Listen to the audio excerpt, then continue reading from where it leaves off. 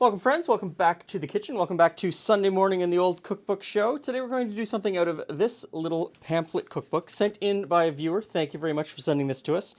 It's called Mexican Cookery for American Homes, published by Gebhardt, San Antonio, Texas. Now this is from 1923. Gebhardt's Eagle Chili Powder. So Gebhardt's is a food company from Texas that started out making chili powder and then morphed into a company that made, into the 1930s, all kinds of canned goods.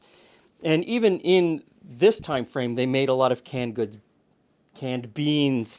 They've got something here, Gebhardt's Spaghetti and Chili. And so they've mixed spaghetti with chili con carne in a can.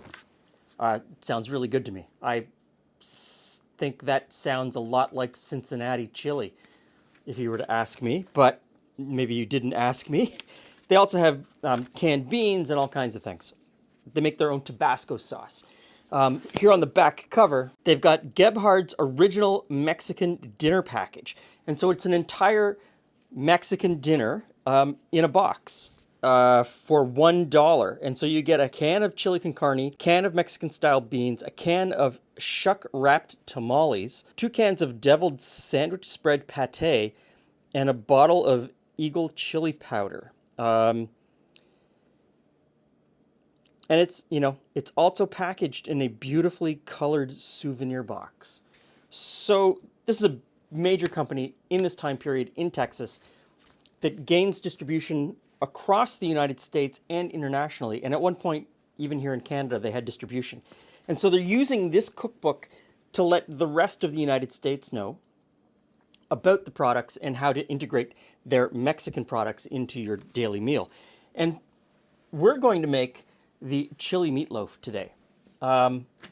Essentially, just a meatloaf flavored with chili powder. So in this bowl, I have ground beef. To that, I'm going to add ground pork. And it asks for ground up smoked ham. I've never had this smoked ham in a meatloaf before. The ham is kind of interesting to me. I've never seen it before in a meatloaf. Kind of interested to see where this is going. Asks for crushed up crackers, so I just took some soda crackers, put them into a food processor, whizzed them down fairly fine. Salt. Now, the recipe is slightly confusing because salt shows up twice. It shows up in one column as 1 teaspoon of salt, and in the second column as 2 teaspoons of salt. I'm not sure how much salt really to put in, so salt to taste. I've got about a teaspoon. We'll see where that gets us. Minced onion. It asks for 2 tablespoons of minced onion. I just found the smallest onion I had in my fridge and minced that up to put it in. Then it asks for a button of garlic. I have never heard of a clove of garlic called a button before. So where you live, what would you call a clove of garlic? Do you call it a button? I've never heard of that. So I'm going to crush that. And it says 1 or 2. Actually, it doesn't say 1 or 2. There was a time, not that long ago, here in the 1920s, for instance, where printing didn't use a slash for a half or a quarter or a third. It was 1 and then a dash and then 2. And today we would say that as you can get 1 to 2, 1 or 2, not half, but it is half. And that changed at some point. I don't know exactly when that changed to the slash, but you see this a lot in older cookbooks. And it can throw you, because you look at it and you go 1 to 2 or 1 to 2 pounds of, and it can be confusing. It's half. Next is the Gebhardt's chili powder. Now, not a brand that's available here in Canada. It is a brand that is still available. It's a brand that's been sold between the family sold it to a big conglomerate, and then big conglomerates have sort of passed it around over the years. I think now it is owned by ConAgra, but apparently it is a shadow of its former self, and it only makes 1 or 2 products, and they don't make them in the same place in Texas anymore. It asks for 6 drops of Tabasco sauce. Initially, I thought Tabasco sauce, Louisiana Tabasco sauce. But no, they made their own Tabasco sauce in a different style in Texas using Mexican peppers. So I've got a Mexican-made chili habanero sauce. It says 6 drops. That's not a lot. 6 drops isn't a lot. I'll give it a couple of squirts and see where we get. Let's call that 6 drops. Yeah, okay, that was definitely more than 6 drops. I'll be okay. I kind of like things hot. And 2 eggs. So get these 2 eggs in, and then I'm just going to mix it up with my hands.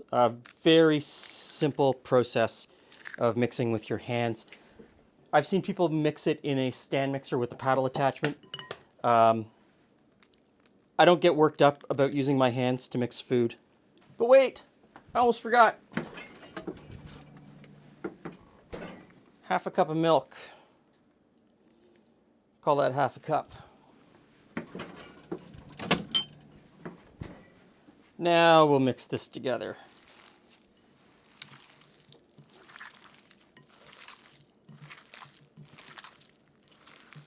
Now it says to mold it into a loaf form and then put it into a greased baker. And I have to assume that that's a loaf pan, a greased baking pan. And I don't know why you would shape it into a loaf and then put it into the pan. Why not just put it into the pan and shape it into the pan? They could be meaning something completely different with a greased baker that I'm not aware of.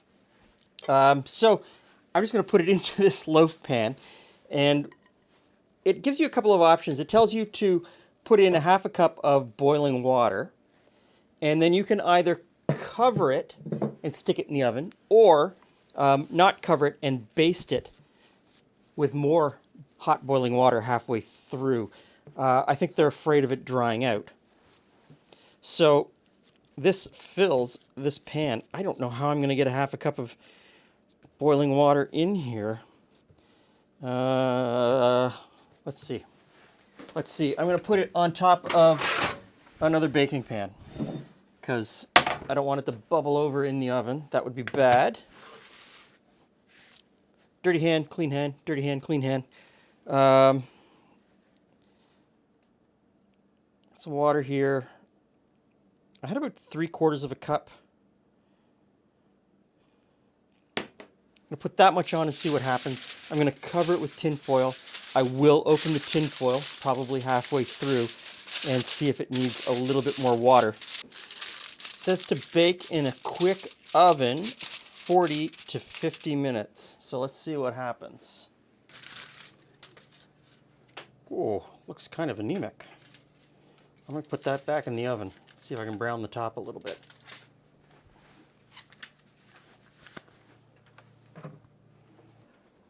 All right. Hey, friends. Hey, Glen. That looks better than it did before. Yeah. We peeked at it earlier. It's browned up a little bit. Has browned up a little bit. There is a lot. MeatLoaf. Well, there's a lot of sauce in the bottom there. I think I need a fork, maybe? A couple of forks to get that out? I brought some forks. I brought you an array of forks. Okay, so bring the plate over. There's a lot of liquid in the bottom of the...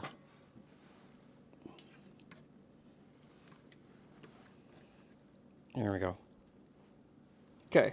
Okay. Holds together nicely, but, I mean, it's a little anemic. Fork. Well, I predicted it's going to be moist and not dried out. It is going to be moist and not dry, and it holds together really well. Let's see.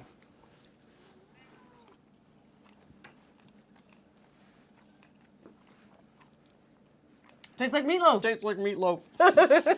You know, you throw down some vegetables, you're good to go. It tastes like meatloaf.